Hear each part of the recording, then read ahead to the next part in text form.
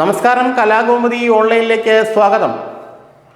Rahul മാങ്കൂട്ടത്തലിനെ arrest ചെയ്യാനുള്ള നീക്കങ്ങളുമായി സർക്കാർ മുന്നോട്ട് പോവുകയാണത്രേ. രാഹുൽ മാങ്കൂട്ടത്തലുമായി ബന്ധപ്പെട്ട പരാതികൾ ഉയർന്ന ഇരകളെക്കുറിച്ച് കൃത്യമായ വിവരങ്ങൾ പോലീസിന് ലഭിച്ചു എന്നാണ് നമ്മൾക്ക് മനസ്സിലാക്കാൻ കഴിയുന്നത്.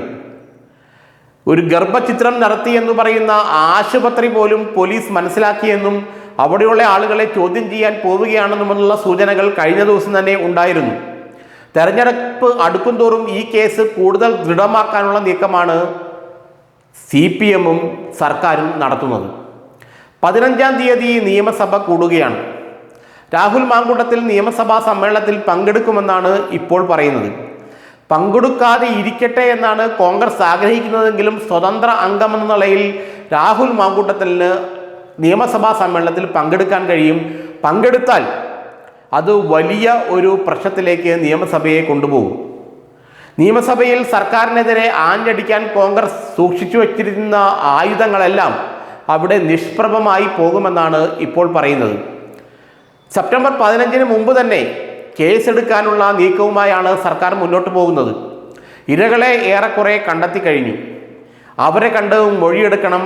മാത്രമല്ല, രാഹുൽ മാങ്കൂട്ടത്തിനെതിരെ പരസ്യമായി ആരോപണം ഉന്നയിച്ച ആ ചലച്ചിത്ര നടിയുടെ മൊഴിയെടുക്കാനുള്ള നീക്കവുമായി ഇപ്പോൾ സർക്കാർ മുന്നോട്ട് പോവുകയാണ്. ചലച്ചിത്ര നടിയുടെ മൊഴി എടുത്തു കഴിഞ്ഞാൽ പിന്നെ ഇരകളെന്ന് സർക്കാർ അല്ലെങ്കിൽ പോലീസ് കണ്ടെത്തിയിരിക്കുന്ന പെൺകുട്ടികളെ കാണാനുള്ള നീക്കമാണ് നടക്കുന്നത്. പെൺകുട്ടികൾ പോലീസിന് എന്തും മൊഴി നൽകുമെന്നുള്ളത് വലിയ പ്രാധാന്യം അറിയിക്കുന്ന കാര്യമാണ്. ചിലപ്പോൾ മജിസ്ട്രേറ്റിന് മുമ്പിൽ കൊണ്ടുപോയി രഹസ്യമായി മൊഴിയെടുപ്പിക്കാനുള്ള നീക്കവും പോലീസ് നടത്തിയേക്കുമെന്നുള്ള സൂചനയുണ്ട്. ഇതോടെ കോൺഗ്രസ് വെട്ടിലായിരിക്കുകയാണ്. രാഹുൽ മാങ്കൂട്ടത്തലിൻ്റെ സസ്പെൻഷൻ കാലാവധി കഷ്ടിച്ച് 1 മാസം കഴിയുമ്പോൾ കഴിയും.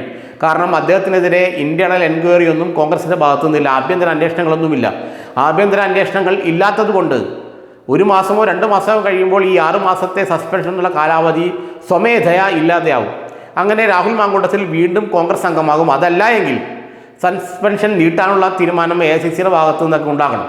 അതുണ്ടാകാൻ സാധ്യതയില്ലെന്നാണ് അറിയുന്നത്. മാത്രമല്ല, ഷാഫി പറമ്പലിൻ്റെ നേതൃത്വത്തിലുള്ള വലിയൊരു വിഭാഗം കോൺഗ്രസ്സുകാർ രാഹുലിൻ്റെ പിന്നിൽ അണിനിരന്ന് അദ്ദേഹത്തെ എന്തു വന്നാലും സംരക്ഷിക്കുമെന്ന നിലപാടിലേക്ക് പോവുകയാണ്. നിയമസഭയിൽ ഇക്കാര്യത്തിൽ കോൺഗ്രസ് എന്ത് നിലപാടെടുക്കുമെന്നുള്ള കാര്യത്തിൽ ആർക്കും നിശ്ചയമില്ല. കാരണം 2 തട്ടിലാണ് ഇപ്പോൾ പാർട്ടി.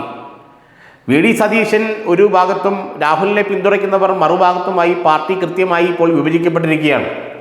സീനിയർ നേതാക്കളാകട്ടെ ഇതിനെക്കുറിച്ച് വലിയ അഭിപ്രായമൊന്നും പറയുന്നില്ല. ഈ ആശയക്കുഴപ്പം ശരിക്കും സർക്കാർ മുതലെടുക്കുമെന്നാണ് നമുക്ക് മനസ്സിലാക്കാൻ കഴിയുന്നത്. കോൺഗ്രസിലെ ഈ ആശയക്കുഴപ്പം ഉപയോഗിച്ച് തന്നെ നിയമസഭാ സമ്മേളനം കൂടുന്ന സമയത്ത് തന്നെ രാഹുൽ മാങ്കൂട്ടത്തിനെതിരെ കേസെടുക്കാനുള്ള സാധ്യതയുണ്ട്. കേസെടുത്താൽ പക്ഷേ അത് അറസ്റ്റിലേക്ക് നയിക്കുമെന്നുള്ള സൂചനയുമുണ്ട്. ഏതായാലും കോൺഗ്രസിനെ പൂട്ടാൻ CPM-ഉം സർക്കാരും രണ്ടും കൽപ്പിച്ച് ഇറങ്ങിയിരിക്കുകയാണ്. വളരെ മികച്ച ആയുധമാണ് രാഹുൽ മാങ്കൂട്ടത്തിൻ്റെതായി അവർക്ക് ലഭിച്ചിരിക്കുന്നത്.